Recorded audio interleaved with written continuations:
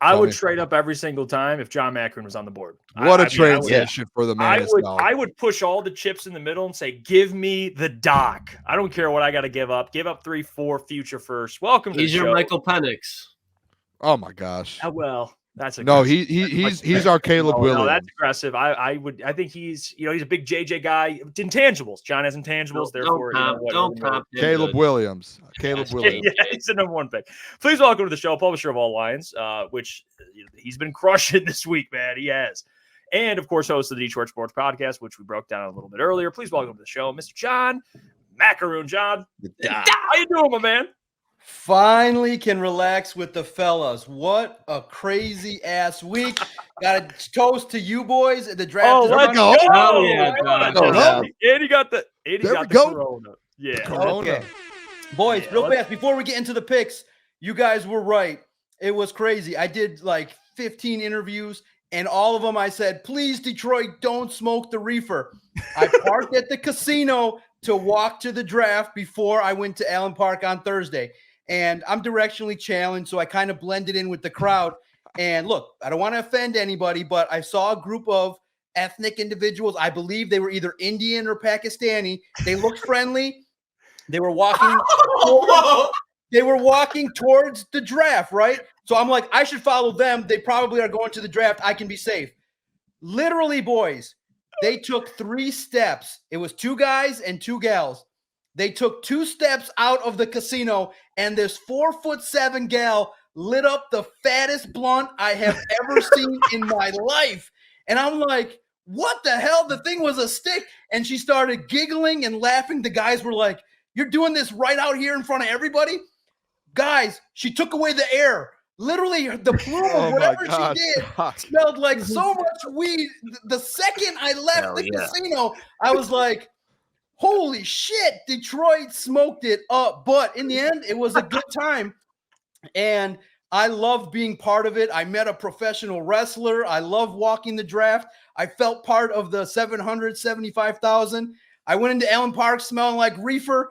But in the end, I had the best time covering the draft wall to wall. I worked 40 hours in 3 days and put out 40 stories. I'm loving it. And I'm still amped. I'm ready to go. I got more in the tank at 45 years old. Let's go. Let's talk about this draft. Brad Holmes killed it. Yeah, he did. And we broke down your interview earlier with, is it Blake Nill? I believe that's correct. Yeah, that was we broke down some of his comments, and we'll get to Giovanni Manu because, John, that might be my favorite pick based on what he can turn into. The man, I'll say 6'8", 350, no gut. It's unbelievable. I'll ask you, John, to start us off here. We talked about it earlier. The report that Albert Breer of Sports Illustrated, look, thumbs up. Albert Breer of Sports Illustrated, you know Sports Illustrated. He said the Lions were interested in a potential trade-up scenario that they would have acquired Darius Robinson if Terrion Arnold was not there. Your thoughts on that? Because a lot of people, he didn't address edge, which I understand. But we talked a lot before the draft, and the edge depth in this class to me was not impressive. And I think Brad kind of confirmed that by taking Terrion, but also not addressing it past, not really at all. Mekhi Wingo could play a little edge. But your thoughts on that potential scenario with Darius Robinson? Yeah, absolutely. Love Albert Breer, man. Really connected. A good guy to talk to at training camp when he comes to visit. And he's definitely in the know and tapped into the Lions, has the contacts, gets the texts, and it's great being affiliated with Sports Illustrated. So, yeah, it makes sense, right? I had a chance to talk to Darius Robinson the day before the draft, and he fit the mold. I think he's well put together in regards to somebody that I think the Cardinals are going to really like and enjoy. I think that he would have done a lot of good things here in Detroit, but everybody pretty much understands the Lions had a plan going into the draft. And like everybody else, they were like, holy shit, 14 offensive players in a row drafted. That means Terrion can still be there. And I think that comparably, they probably had, Darius Robinson up there on their board, but when they can get the number 1 cornerback that's available, that fills a position of need, you go out there and you get it. And I think that once they saw the way the board fell, at first I was getting excited because maybe Dallas Turner could have been there. But you look at it from the Lions perspective, and they say, you know what? We have opportunities to get different players in later rounds of the draft. They have Betts from Canada who's going to get a shot. They have James Houston. They ended up drafting somebody that can play outside at edge at different positions in different calls. So to me, when the opportunity came to take Terrion Arnold, you don't mess that up. I think that he was clearly one of their top players on the board. And whenever Nick Saban, former state head coach when I was there, when Nick Saban gives you the stamp of approval at corner, that's all Brad Holmes needed to do. And to just move up 5 spots, I think that opportunity presented itself to go get Terrion Arnold. But I agree with I cannot disagree with Albert Breer. If that didn't shake out that way, if it fell the way many mock drafts felt like Terrion would go 15, then I think the Lions would have traded up for Darius Robinson, no doubt about it. Wow. I love to hear that. I love to hear that.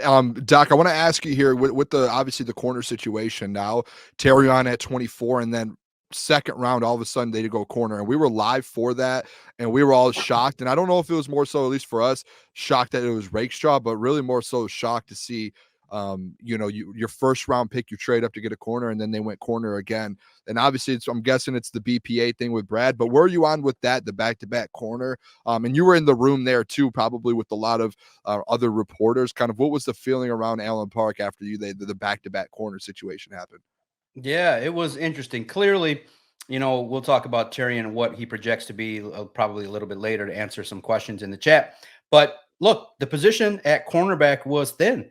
You realize they upgraded, they got free agents, they recognized that you're not going to go into a season like last year with Jerry Jacobs and Cam Sutton. That was just a disaster. And clearly, Brad Holmes understood that you're not going to continue to have egg on your face at a position of need. It was just they tried what they tried. It was a complete failure with Cam Sutton and Jerry Jacobs. They moved on and quickly recognized, hey, we got to upgrade the position and have young talent. And why not have a guy like Ennis Rakestraw that many people projected to be available potentially at 29 for the Lions? And he fell because of injuries and things like that. But man, you have options now. You have 2 young guys that you don't necessarily have to play significant amount of snaps right away. You can go with veterans first while they learn. Now, I think that Terrion Arnold will compete to get a lot of defensive reps early on, but I love what Ennis Rakestraw can bring to the table in regards to his physicality, ability to play man, can shift over to the inside. If you want to give Brian Branch a spell, will compete with Amik Robertson. It's a win-win. And I know that when people will say, why would you go back-to-back at the same position? I truly believe that Brad Holmes had this targeted. And look, what a coincidence that the positions of need just happened to fall in regards to the best player, 2 offensive linemen and 2 cornerbacks. What a coincidence. Scripted. But I'll look at it like this. You needed those cornerbacks. And it's the position I hate the most on the field. It's so tough to succeed. It's hard to project. It takes forever for those guys to develop. And if you got 2 of them, then, hey, it ups the odds that at least one of them will be successful in your system. And if Carlton Davis only lasts a year and Emmanuel Mosley doesn't work out, you got 2 guys that potentially could be there in 2025 to be your starting corners and handle business. So win-win all the way around. People should be excited. And the mood was like, you know what? They needed it. And at first you're a little bit shocked, and most people are surprised they went corner. But at 61, what great value. And everybody's like, you know what? The corners were so bad last year, more the merrier. And one of them has to hit. One of them has to hit, and I think they will. And if they both hit, Brad Holmes is just an absolute god at that point. Yep. Yeah. And Doc, I wanted to ask. Shit, my bad. No, you're good. I wanted to ask you, Doc, that Brad gave us a lot to love in this draft. But when you're sitting back and you're talking to your sources, I don't know if you talk to the players by chance. Who do you find yourself getting most excited to see, not necessarily in year one, but see pan out of this draft class? I'm sorry, I just got a comment. Say that last part again. Who are you most excited to see pan out from this draft class? Like, who do you find yourself getting most excited about as you're writing these articles?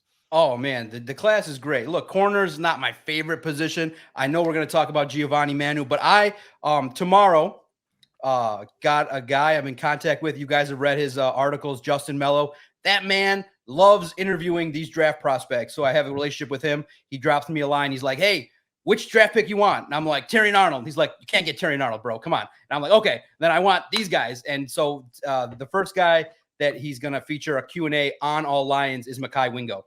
And boy, do I like what he brings to the table. When you look at his tape with leadership, you get pressure from the inside. And in my mind, I think that In a couple years, you might have the opportunity to have him play alongside Broderick Martin. You see a guy that wore number 18 at LSU that is nasty, feisty, and he's a guy that's a gamer. Could have turned pro and turned his back on his teammates, but didn't. Fought through injuries and is somebody. Look, I'm not going to compare him to Aaron Donald, but if Brad Holmes targets you along the interior at your size and very similar stature and playing ability, lends me to believe that, hey, they like his tenacity. They like what he brings to the table. And check out his interview with All Lions special writer, Justin Mello, who I work with and does a great job for us. And he asked some good questions of Mekhi Wingo. And I think he's going to be special. And look, you guys got to start talking about it. Is Aleem McNeil going to potentially come back to the Lions? Not because the Lions will not offer him a deal. He'll get a fair deal. But that's a guy another team could say, hey, let's go and see if we can leverage and get a lot and get a big fat contract a la Jonah Jackson. And if Aleem McNeil doesn't stick around, maybe in a couple of years, Mekhi Becton is the guy along the interior. Mekhi Wingo is the guy that comes in and replaces him. Oh, yeah. And Doc, the Lions obviously traded up to get Sohn Baki, kind of a weapon on both sides of the ball. Is there any news really that has came out, any more news than how they plan to use him? Yeah, I think that clearly they loved his special teams prowess. They loved the guy. Brad Holmes was almost took his breath away talking to Danny Rogers, saying that the guy did 4 pro day workouts at 4 different spots. Jesus. He's like, the guy was literally so exhausted, but kept grinding, doing special teams, running back, defensive back, safety drills. So the guy did a lot of different things to impress the Lions, and the Lions value special teams. I think right away you potentially could see him have an opportunity to compete as the returner. I think that he's going to compete to be RB3. I don't think he'll get that spot. I think Craig Reynolds and Bam Knight, I think, are guys that have a leg up right now. But I think that early on, you see a guy that the Lions value that has all the intangibles that they would like, especially, hey, if you need him at safety for a spell, if some catastrophes start to happen and you want to see what he can do in different spots later on in the year, you have a guy that can do that. Or, hey, Ben Johnson's probably like, hey, hang out in this meeting room. We want to see what you can do in some run packages and get him some yards. His yards per reception were sick at Utah. And I think that was the guy that everybody had in their mock draft because he took a top 30 visit. He played safety. Many people thought he was going to play safety for the Lions because Kirby Joseph's not going to be available until training camp because of his hip. But you got a utility guy that can do a lot of different things. And that just gives the coaching staff so many options, which they love. And I think that Baki's going to be a guy that Detroit's going to embrace pretty quickly. Well, to kind of speak on your interview, and it was a great interview. People should go check it out. Talking about Giovanni Manu, you spoke with his coach. John, when this pick, I'm not gonna lie to you, I'm not gonna play like I knew all along when he was announced. I think me and Booner were live at the time, and we're sitting there and we're like, "Ooh, okay, interesting." Wasn't expecting the selection, but then you look into it, and I'm like, "Who is this man? 6'8", 350, athletic freak, no gut." I don't know where they found British Columbia. They went and found him, and he's got a lot of upside given how big he is, size, but athleticism. Again, you have Hank Fraley, you have all these veterans on this offensive line. He's in such a good situation. He's not pressured to play right away. He can develop. In your eyes, is he most likely going to be kicked to right guard? Because Scott Bischoff came on and he had some great points about it, how you'll start to play him at right guard to get him used to eventually playing right tackle. Is that accurate for someone like Giovanni Manu? Because I do think that's the right way to approach this thing with him. Yeah, no doubt. Thank you so much. It was a pleasure. Yeah, I reached out and just to talk about myself here for 1 second. Before, when I would send these interview requests in the past, purely ignored. Nobody would email me back. Now, when you share certain things with these guys, they email right away. And I'm very satisfied with the interview. It was great to hear a guy that sounded Canadian, the offense that he was talking about. Now, if you paid attention to the article, a tie to Detroit, he is the first cousin. Giovanni Manu's coach, Blake Nill, is the first cousin of Jim Nill, Gentry, the guy, the general manager that put together the 4-time Stanley Cup winning Red Wings. That's his cousin. That's Jim Nill's cousin, Blake Nill. So Small world. Yeah, it's a very small world. And That's wild. I loved his interview. He's like, oh, I should have said that on air. I'm like, I'll put that in the article, man. No doubt. He was so fascinating to talk to and so energetic. And he said it. He's like, you know why I think Giovanni's going to succeed? He's going to Detroit. And he's like, I coached him up hard to understand, hey, handle business and understand that, hey, you're going to be in a professional system. Now, look, this guy is raw. And quite frankly, when Brad Holmes stands in front of the podium and says he played low-level competition, he played at the University of British Columbia. But, guys, the NFL don't give a shit about that. You know why?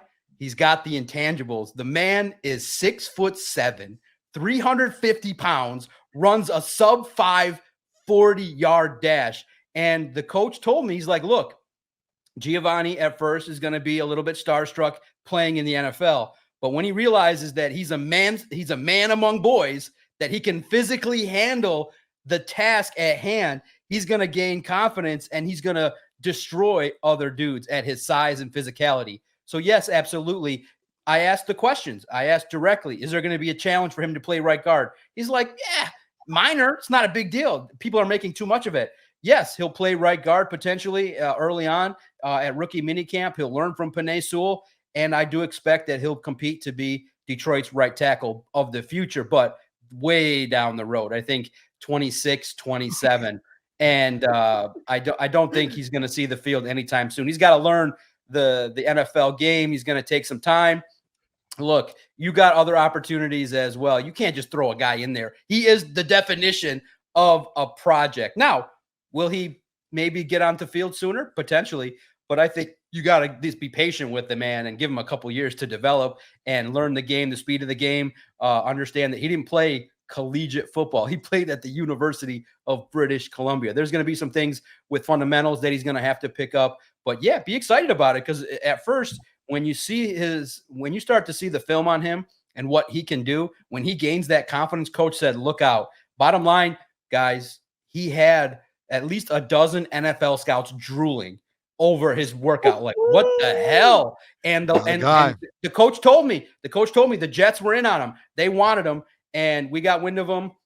You know, our writer at All Lines had him as a day 3 pick later on, like in the 5th or 6th round. But Brad Holmes doesn't mess around. When he's afforded the luxury to be able to find guys that if they have the intangible stuff to work with, the athleticism and the framework of somebody that they can put in there, Brad Holmes has got the ultimate courage to put him in there. So I'm confident that he's going to be given all the opportunities to compete and play at a high level, and to learn from Penei Sewell early on. It's going to be great. And the veterans and Kevin Zeitler and all that situation. So he's got the Broderick Martin redshirt year coming up in 2024. He's a redshirt. I love to hear that. John. He's a redshirt. I love to hear that. Want to ask you this: post NFL draft now, it's all done, everything's done. We had this conversation on our show yesterday about now as you get into training camp, there's going to still be some free agents and things with the depth. Obviously, I think a lot of people, the questioning, at least on our show that we spoke about, is maybe that wide receiver a little bit, if they attack at another wide receiver or if they go after maybe another edge. Where do you stand now that the draft is done? We see what the roster looks like. We're heading into training camp. Do you see them making more moves, or do you think Brad feels very comfortable with this edge room and this wide receiver room right now? Oh man. Yeah. Look, post June 1, when those cuts happen, I fully expect them to be active, but they don't need to. Listen, the best part about what the Lions have set up right now is they have the options to either, stay with what they've got. If you want, look, man, they just gave Williams from Illinois a couple $100,000 and what I think is probably one of the biggest UDFA contracts out there, guaranteed money. So he's going to have a chance to compete. I think that you got guys that are on this roster that have a chance to do some things. But, first and foremost, let's just squash guys, DJ Chark was injured so much that you got half a season out of him. You don't want to give a guy $8 million to play 7-8 games. So put that aside. I know he donned the jersey, smart man, very nice guy, but put that aside. You need guys that are going to play and be available. The guy has an injury history.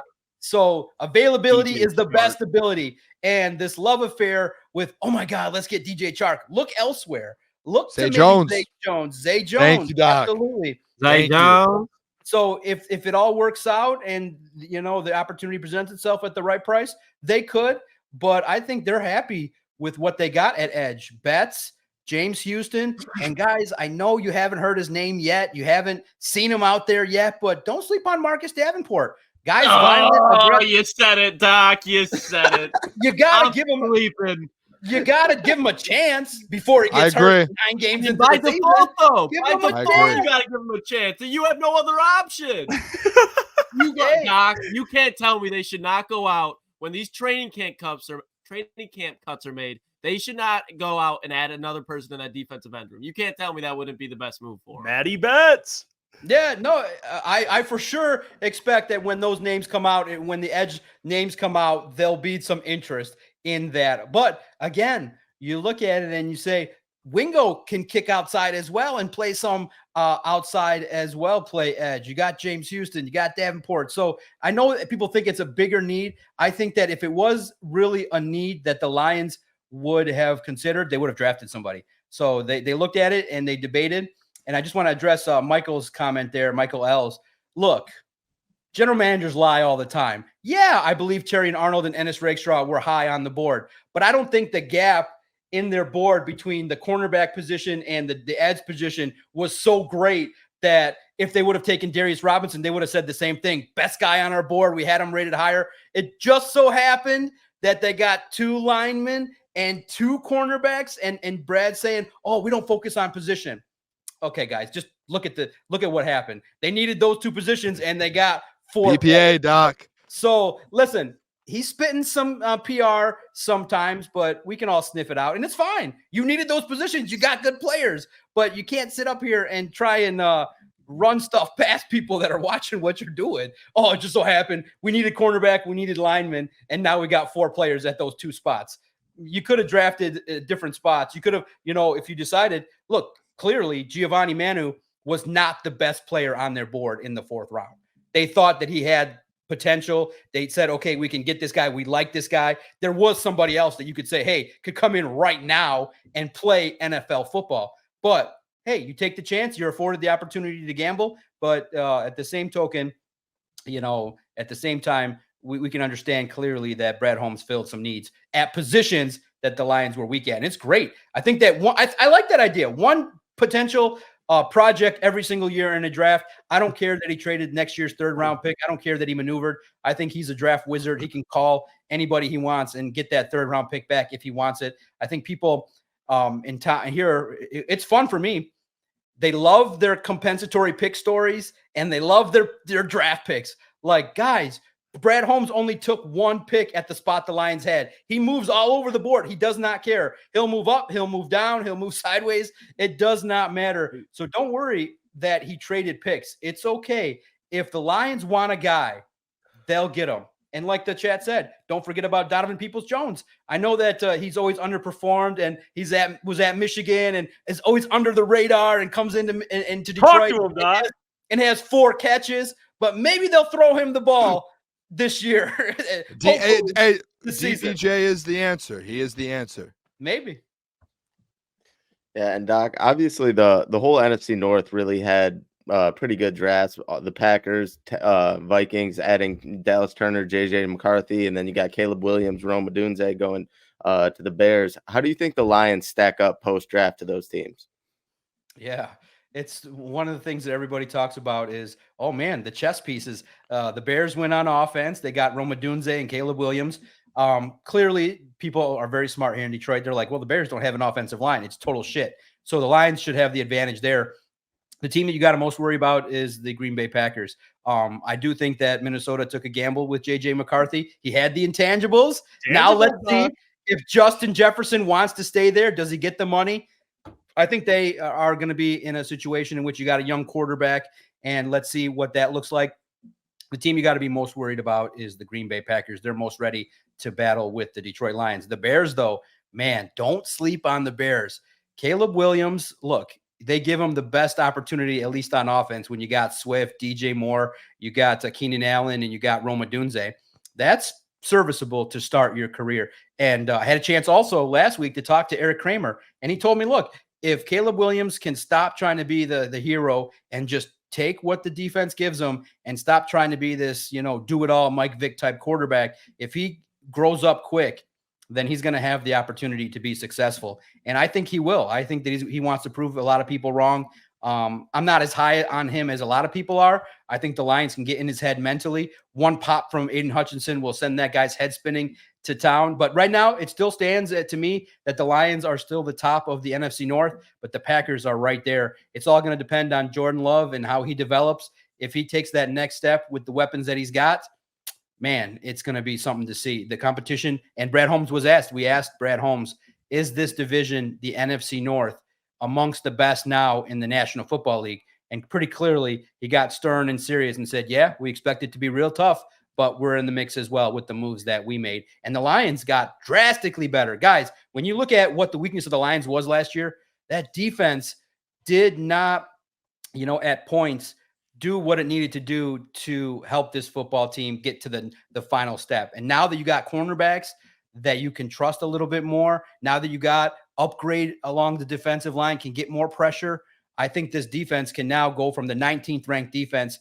into the top 15. And that's probably the step that you need to take that final step against a team like the 49ers. So I'm excited. This football team got better at a lot of spots, and you already have an offense that can shine. But the NFC North is going to be tough. It's going to be a grind each and every game. And man, you guys have noticed too, now since the Lions have been on top, all the fans of the other NFC North teams are talking a bunch of shit about the Lions, and they're getting in the mix, talking about how sensitive the Lions fans are. I love seeing the debates, and people are just pushing Lions fans buttons and back and forth, talking about how shitty the Bears history has been as of late and all the shit that they're doing. But man, it's going to be a fun time in this NFC North. I can't wait to see those 6 games.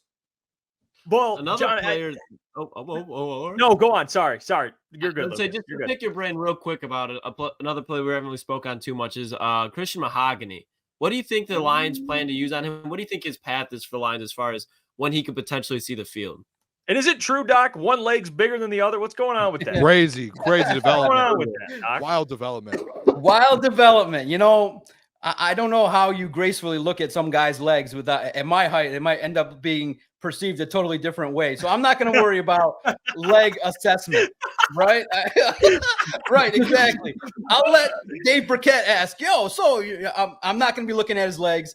Look, I love the fact they called him a dirtbag. I love the fact that you guys saw it, the keg stand celebration. That might be my question at rookie minicamp. Are you going to bring the keg stand touchdown celebration to the Lions? And look, I think that early on, both of the picks, look, a later round pick clearly indicates he's got work to do. He fell 100 spots. He's clearly great value, which indicated in this draft that the Lions, many people realize Lions had one of the best drafts in the NFL based on positional value.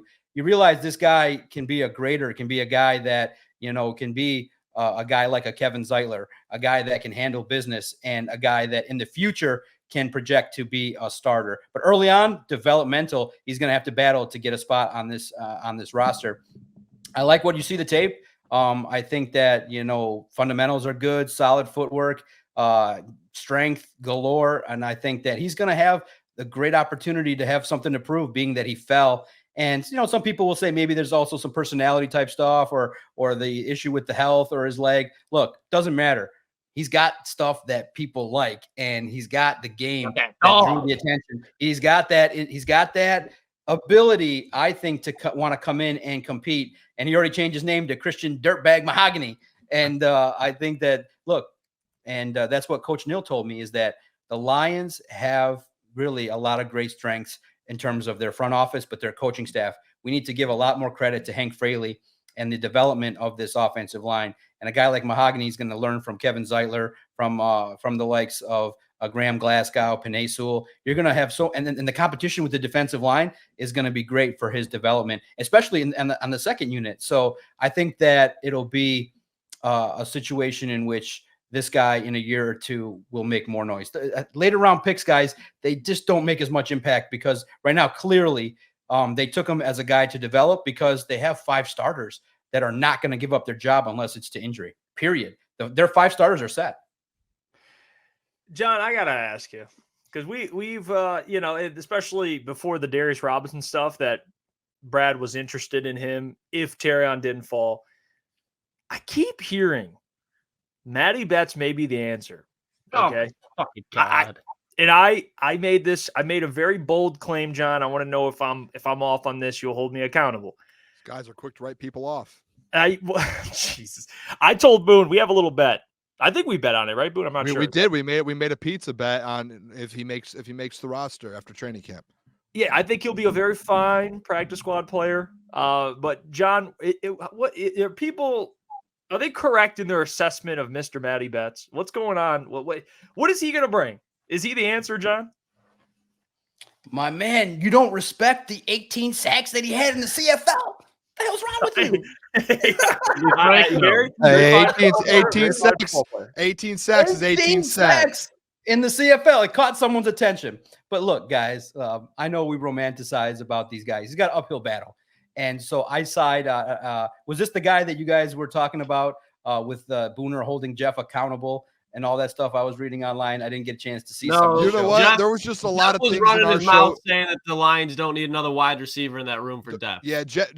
There was a lot of things yesterday that I had to hold Jeff accountable to. The Booner path, winning the Super Bowl, wide receiver, Matthew Betts. I mean, the list just goes on and on. Whoa.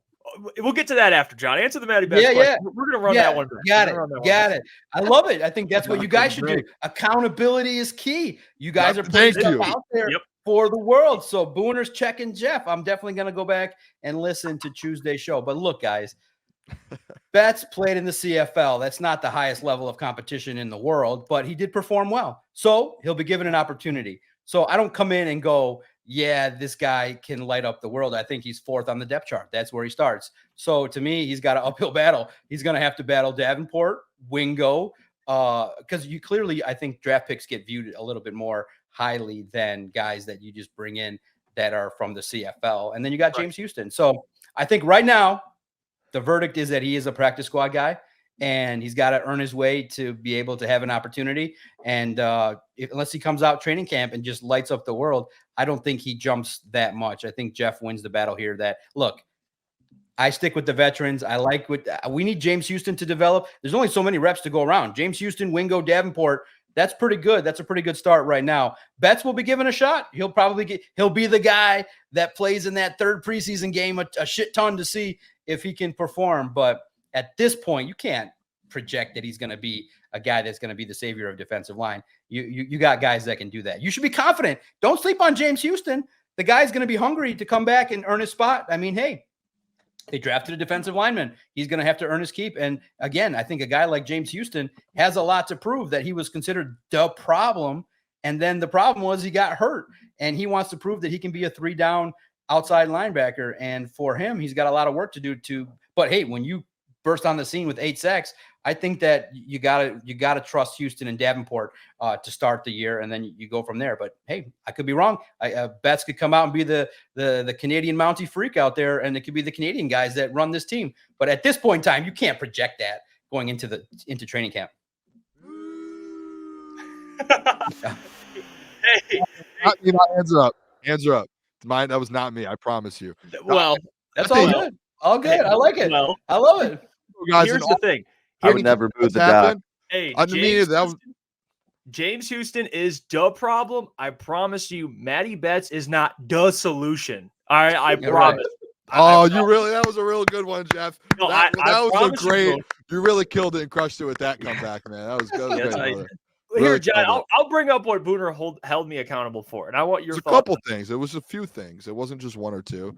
It was a few things. I don't know about. We have to get the replay on that. We got to throw the flag on that. But let me ask you, John. Okay, at least on the wide receiver conversation, this is where I'm at with it. I was down for the Lions, not in the first round certainly, but to draft a wide receiver based on potential, based on hey, you take a flyer on somebody, preferably round 2, 3, whatever it is, 4, 5, whatever it is.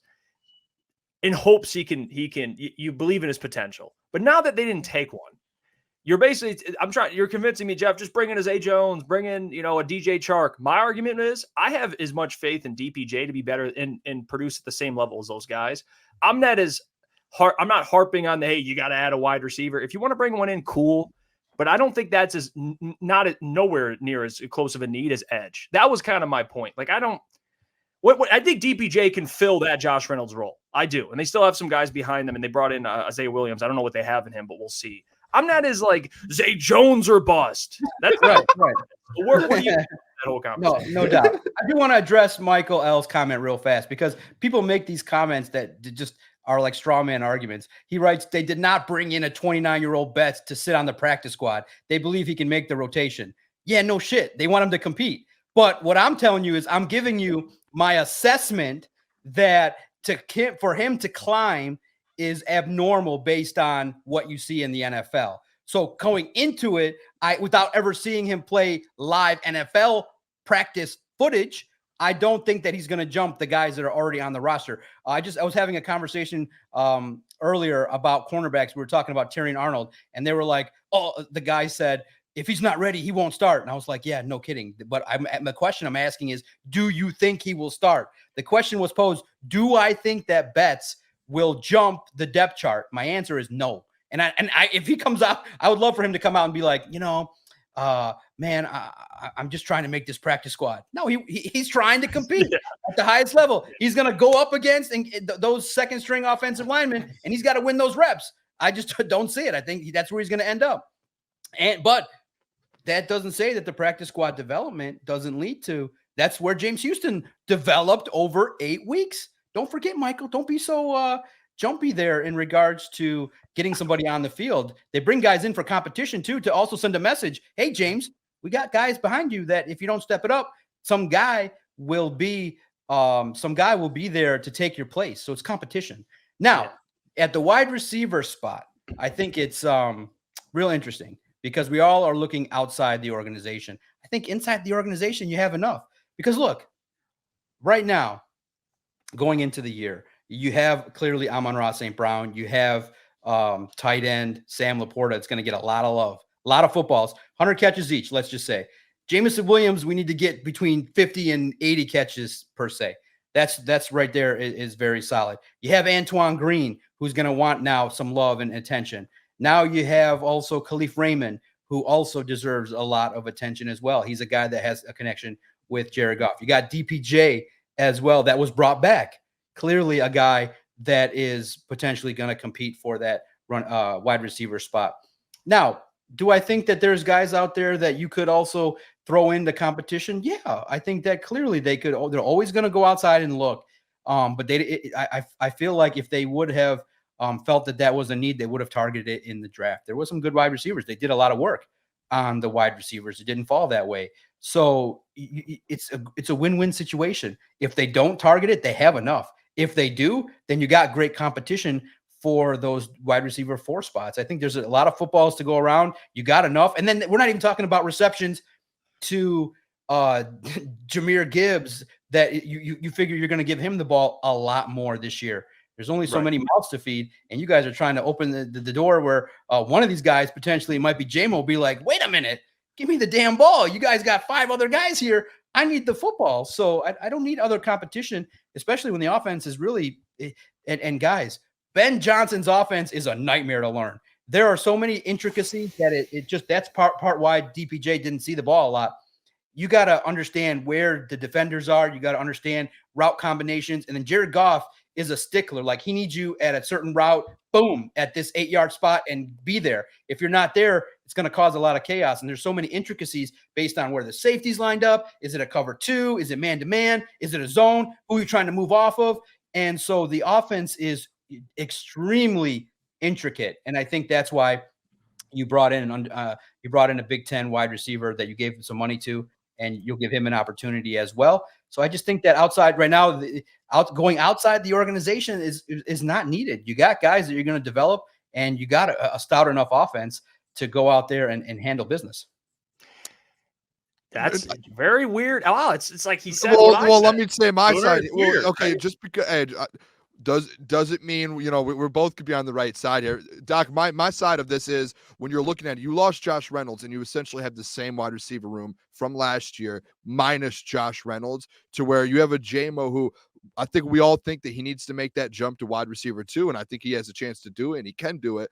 And then same with DPJ to kind of take that the Josh Reynolds role to kind of have that production, and he's done it for 1 year. It's just, to me, my conversation with Jeff yesterday, it's what if one of those guys don't work out? You haven't seen them do that yet here in Detroit, and you're not in a position, at least in my mind, you're not in a position here with this Lions offense to where you have the luxury to test a guy out somewhere and him not work out, because it's not like it last year anymore to where, hey, we just want one playoff game and we're moving on. Like, yes, we got the playoff win. No, we want to win a Super Bowl at this point. This is a Super Bowl team. And to me, when I look at it, we don't have the luxury to just hope two of your top 3 wide receivers end up being that, to where, hey, maybe if Zay Jones is available, you can bring him in, just like the corner room. You can bring him in to compete and put pressure on those guys, help those guys get better and move and kind of keep going forward, to where, say, knock on wood, someone goes down in a certain week or in the playoffs, you have that, and you don't have to rely on a 7th round pick and Antoine Green in his 2nd year that hasn't touched the field to step up and be like, hey, we need you on the Super Bowl offense now.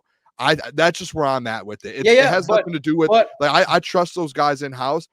Yeah. I just think, hey, smartly, in my head, that's the smart way to go about it. No, absolutely. You always look. I think the name that circles the wagons quite a bit, that's in my mentions, that I would have no problem with, Tyler Boyd, would be great. Great addition. Go sign him, bring him in. But Booner, you got to look at it from this perspective, okay? Similarly to how the Lions describe their draft philosophy. Hey, that not everybody can fit what's going on. Not everybody from the outside can come in and get stuff done in that quick of a time. Yep. So post June 1, you have the opportunity to see who gets cut and what happens at training camp. There is a chance they do it. But at the same token, what I'm saying is that it's not a position of need at this point in time. And what that means is, heading into training camp right now, the depth chart looks pretty good at the wide receiver spot. You're pretty happy. But yeah, if somebody comes available that currently we don't know, that's still on a roster that gets cut post June 1, there's still a lot of guys that could be on the final year of a deal. There could be a guy that's not happy with this contract that starts spouting off, pay attention in training camp to the guys that are unfollowing the teams based on their contracts. And then, hey, if there's a wide receiver you like, we can talk about it. But sitting here today, the roster's pretty good at wide receiver. I'm pretty happy with it. And I think you can go into the season with the guys you got and handle business. And look, yeah, there's always opportunities for improvement, always the opportunity to scour the landscape. Brett Holmes has done it before, and he'll do it again. Could be at the trade deadline. You could be waiting for opportunities there. But at the same token, you realize now that he just spent a couple months negotiating the contracts for St. Brown and Sewell, probably giving some attention to Jared Goff, that maybe the wide receiver board is not one that he's actively browsing at this time. But he could. Absolutely. I hope starting after the draft, that's an active browse. Active browse for wide receiver. Who do you like, Booner? Who's your wide receiver? Who's your wide receiver? I like Boyd. I would like to go out and get a Zay Jones. Like, as soon as he got cut, that's one to me instantly. Brad should be on the phone. Hey, that's a vet to replace a Josh Reynolds, who gets, last year he only played in 9 games, had 400 yards. The year before he had like 800 yards for the Jags. And he's a veteran. I'm with you on the side, Doc, to where it is a tough offense to just bring a guy in. But at least for me, if you can get a veteran player that's been in the NFL for 6, 7, 8 years and knows what he's doing, like a Tyler Boyd or a Zay Jones, I think that improves your offense and it gives you a little bit of depth. So, because there's going to be injuries, we know that. JMO at some point, the guys are going to get injured. If you're in the playoffs and someone goes down, you need, especially on this offense, like, you need depth. You need Super Bowl depth. Go look at other wide receiver rooms, at least to me, around the NFL, like the Bears. That wide receiver room's more. Yeah. But hey, a little different, but I'm just showing out, like, the Eagles wide receiver room. Also, too, you got to feed Brock Wright. He got a contract raise. Oh, you don't got to feed Brock Wright.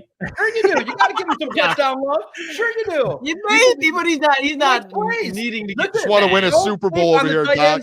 Don't sleep on the tight ends on this roster. Dan Campbell's the head coach. Steve Hyden is a great tight ends coach, and that's a tight end is a quarterback's best friend. Sam Laporta, Brock Wright, James Mitchell. Those guys are going to get some touches too. You guys, there's only so many touches to go around. They'll get some, but I'm just interested. Strictly outside of Saint and Khalif, I'm interested to see what happens outside of those two guys. Could I interest you in Isaiah Hodgkins, a former New York Giant wide receiver, Doc? I would say a very fine wide receiver in their playoff run. Okay, listen, I don't target guys from the Jets or from the Giants or the Jets. Those New York teams. I'll read the so as of right now, it's DJ Chark, Odell, Michael Thomas, Hunter Renfrow, Allen Robinson, Isaiah Hodgins. I feel like Paris Campbell got picked up, and then Laviska Shenault. Those that's who's really out there. But like, there's going to be more. There's going to be more. Yeah. So that list really excites you guys? My God, Jeff. That's what I'm saying. I like that. I'm Isaiah Hodgins fans.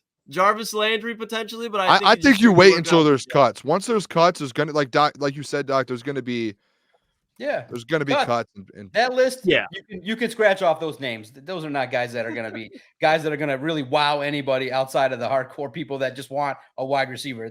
They're okay, but you got enough. You like I said, Antoine Green, big tall wide receiver that's been in the system for a year.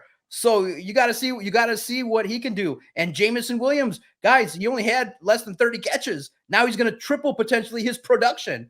There's only so many pass plays they're going to call in the game. So I think you're fine. And I think that your concern level about the wide receiver is good to always want to have the best players, but some positions you could say we're pretty good at the names that you got on the depth chart right now. It's pretty good. Not even a Cole Beasley, huh? Oh my! I mean, all right, Klotz. I'm trying to prove a point over here. You're kicking me while I'm down right now. Right.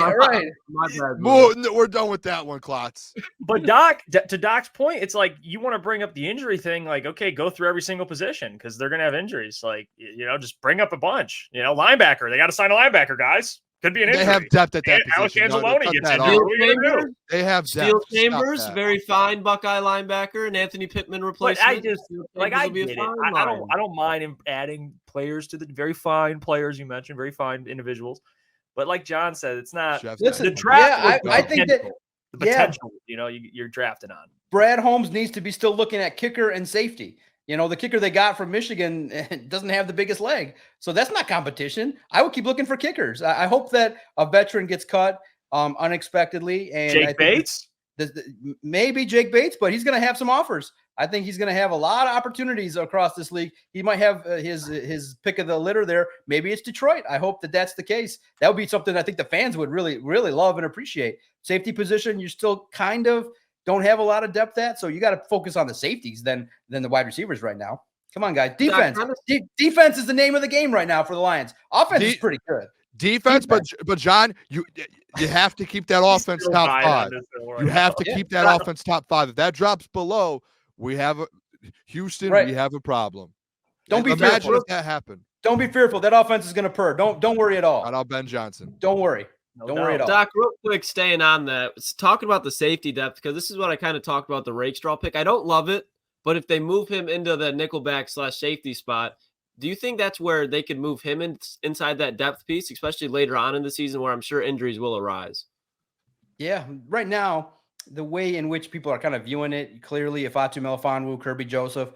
Now, early on, you might see Brian Branch at that spot. I think that that's kind of the early leader in terms of the talk and discussion is that Brian Branch could play safety more. That allows Rakestraw or Amik Robertson to play inside the nickel spot. So it's going to be real interesting when Kirby Joseph does come back, how that looks. Do they still target maybe a Diggs or somebody else that comes available at the safety spot? Yeah, and also too, Vaki. I know that they said they want to use him at the running back spot, but maybe if someone gets dinged up in practice, who ends up going back there? You still got Brandon Joseph as well, a young player that not many people are talking about. So I do think they do need some depth.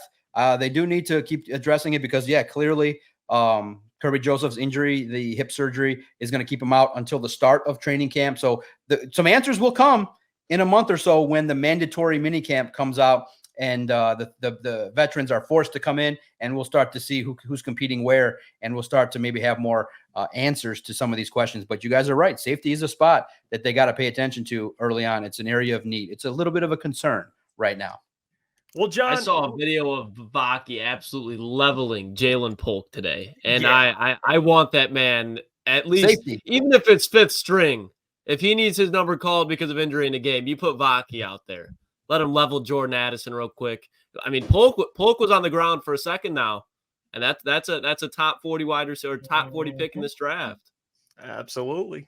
Well, Doc, we appreciate you. Look at Doc just working OT with the fellas. See, we love having Doc on. He's Brad on Holmes guy. Wednesday. Big Brad Holmes guy. Checks all the boxes, certainly. John, you guys can check out John's stuff. It's all in the description. Publisher of All Lions. Please go get a read. The man's been working his ass off. He's grinding Detroit Sports Podcast. Check out his work. John, we'll catch you next Wednesday, my guy. It's nice to talk to you.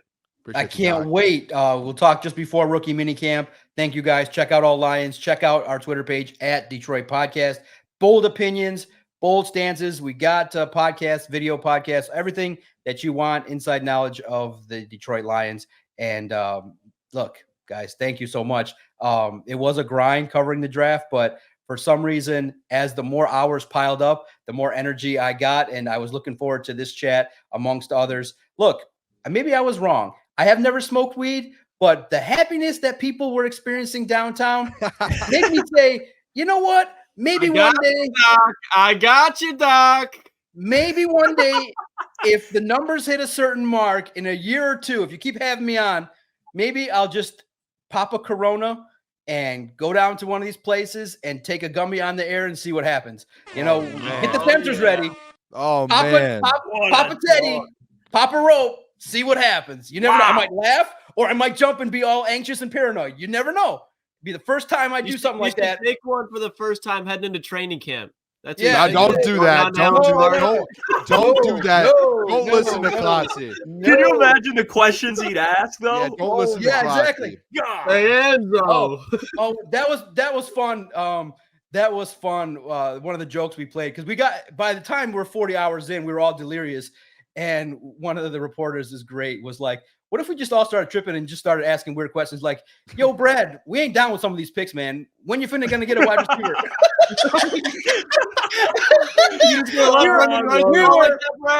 We were getting delirious because of all the hours we were putting in, and some of the jokes we were saying. It was a good time, and part of my fun is coming on here and cutting up with you fellas. I appreciate the time. I can't wait for next week. When you finna talk about Jameson Williams?